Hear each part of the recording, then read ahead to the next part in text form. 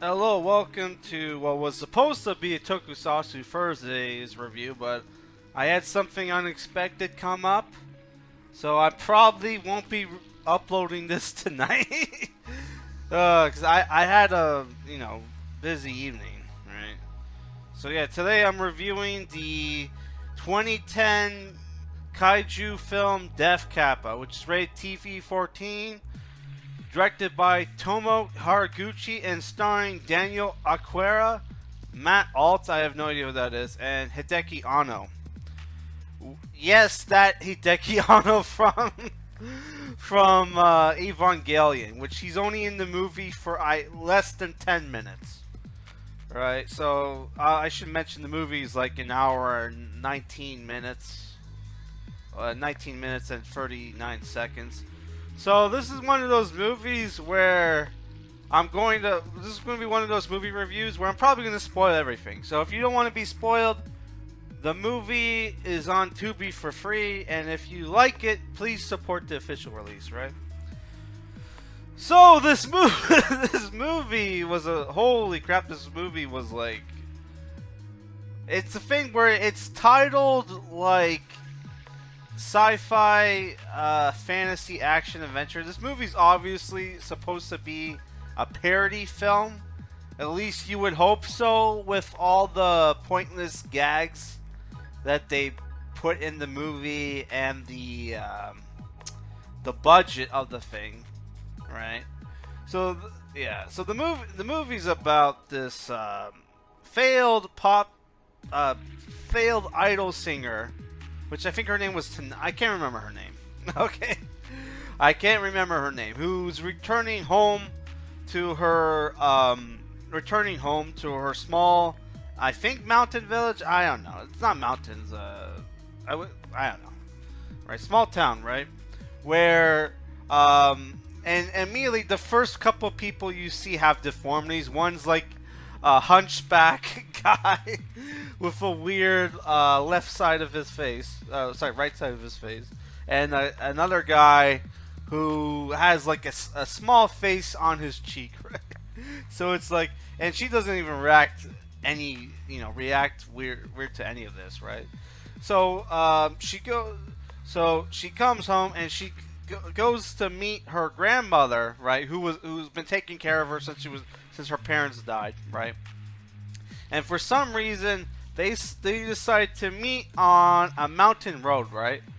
And before they get to reunite, unfortunately, a bunch of teenage hooligans driving a fucking Volkswagen buggy, right, runs over the grandmother and drive away, right?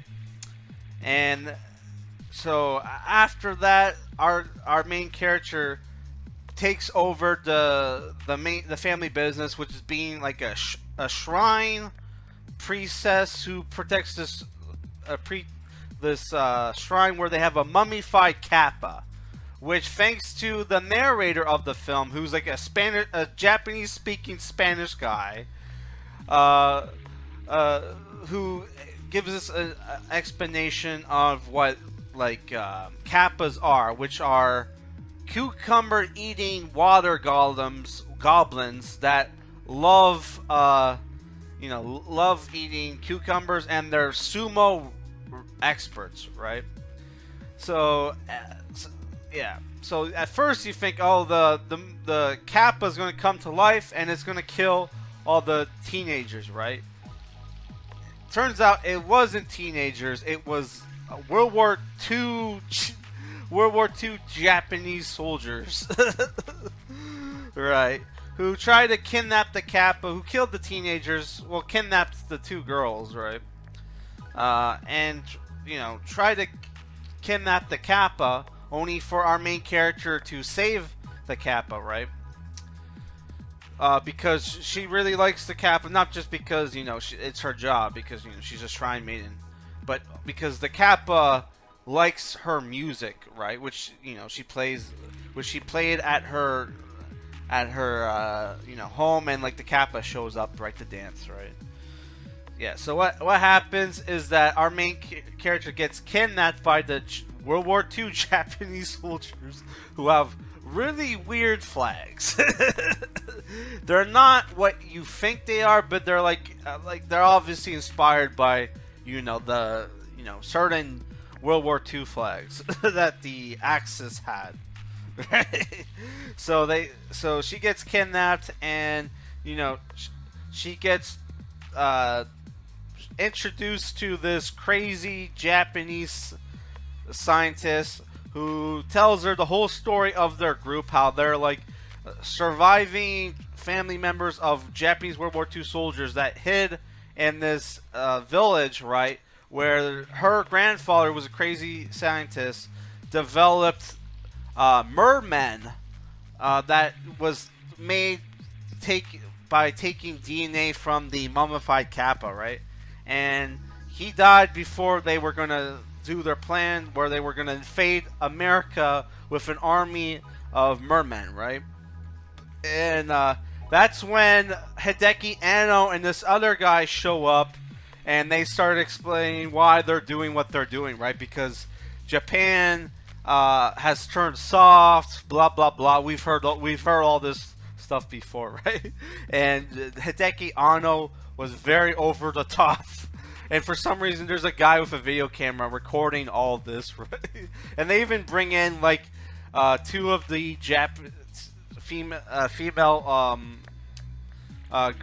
female teenagers, right, that were in bathing suits. They have chains around their neck, and then you see on their face that they're growing gills, right? So, and they told our main character that she's gonna be next, right? Only for the Kappa to show up, right, and challenge the bad guys to a sumo match, where they fight, and the crazy Japanese scientist gets a fucking machine gun, right? World War II style machine gun, and starts blasting everybody. She kills Hideaki Anno, who has a very over the top death scene. There's blood squibs and everything, right? And she kills almost everybody, and she decides she kills her grandfather, even though her grandfather was a corpse in a wheelchair. Right, kisses him one last time goodbye or whatever. Kisses him one last time, which is super gross because he's like a mummified corpse. And apparently there was the lab has a self-destruct button that's attached to atomic bomb, and the crazy bitch fucking detonates it, wiping out the lab. And that's only the first half of the movie. The second half of the movie is giant monster shows up out of nowhere. There's no explanation where the fuck the monster came from, other than the narrator says, oh, when they press the button, they open Pandora's box and release this monster. And at first I'm thinking, is this monster supposed to be a mutated version of the mermen, right? But it looks nothing like them. So it's kind of like a Godzilla-like monster with red spine things, fins. It's called Hengalis, right? So you have a scene where the Japanese military try to fight it with infantrymen, right? Plastic models of like tanks and jets, where sometimes the threads on their tanks work and sometimes it doesn't, right? And so what happens, they fight, the military fights and fails. There's a funny scene where like they send in the infantrymen first to shoot at it, but they're too scared to shoot at it, right? So they just get crushed by the tail. And then like the guy at headquarters like, oh yeah, our infantrymen failed. The monster scales was too tough. It repelled their attack. They didn't even fire one shot. Not that it would have worked, but still, right? They even have like this thing called the Gorgon monster death ray, which was just this fucking weird 1950s beam weapon on like armored vehicle, which reminded me of something from Godzilla. I think one of the Godzilla movies had that shit. Right. So yeah, what happens is that Kappa shows up, right? And right away, it's a funny thing because like at first, when the monster shows up, you see that it kind of has like a shittier costume than the Kappa, right? Which looks like almost like a Ninja Turtle, right? But like, you know, has, except for the hair. If you got rid of the hair, it would look like a fucking Ninja Turtle, right? There's even a point where it has like nunchucks, right? Never uses them, but at one point he has nunchucks, right? And he shows up, fights the monster, right? And yeah, it gets crazy near the end because like, yeah, I'm not gonna spoil the ending, but it's like, huh? Should I even care? I love there's the funny scene where like the narrator just barges in on the military headquarters and he just gives like a speech and looks at the camera, right? And then everybody's like, who the fuck is this guy? Oh my god. So let's go over what I liked about the movie. Obviously people had a lot of fun making this movie. There was some funny things in the movie that I enjoyed. The movie has a very fast pace, and the Kappa costume looked good, right? Now to the bad parts. The special effects look cheap as fuck.